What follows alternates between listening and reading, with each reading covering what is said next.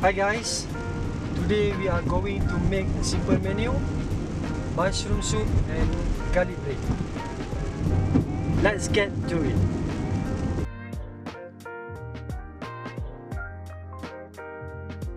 Bahan-bahan yang diperlukan untuk membuat garlic bread ialah French bread, parsley, bawang putih dan mentega.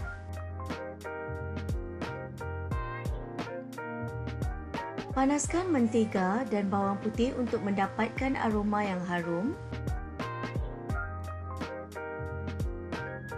Campurkan bawang putih yang telah digoreng bersama mentega serta masukkan daun parsley. Gaul sehingga sebati. Sapukan garlic butter pada roti.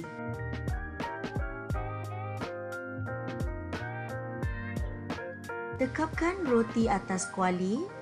Masak sehingga roti kekuningan.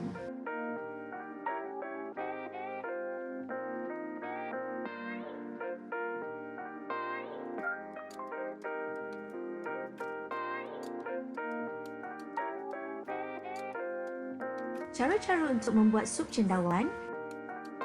Bahan-bahan yang diperlukan: 2 sudu mentega, 3 sudu tepung gandum, 1 sudu lada hitam, 1 bungkus cube ayam, 2 ulas bawang putih, sedikit parsley, 2 helai daun salam, secukup rasa, cooking cream, cendawan butang, shiitake dan cendawan tiram.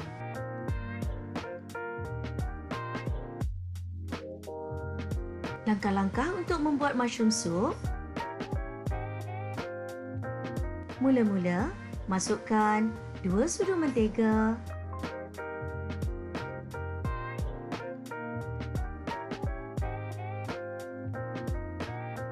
masukkan garlic,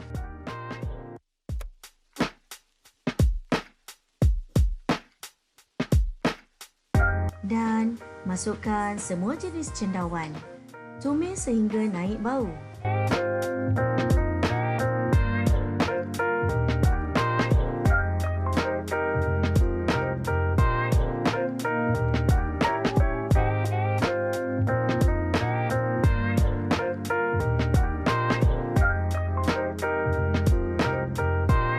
Masukkan tepung gandum dan juga lada hitam.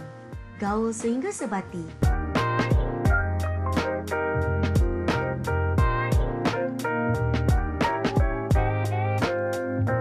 Kemudian, masukkan sekotak cooking cream.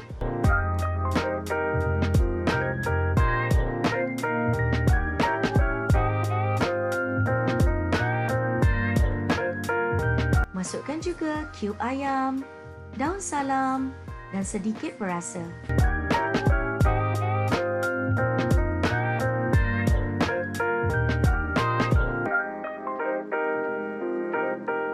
Masukkan air mengikut kelikatan sup yang you guys prefer.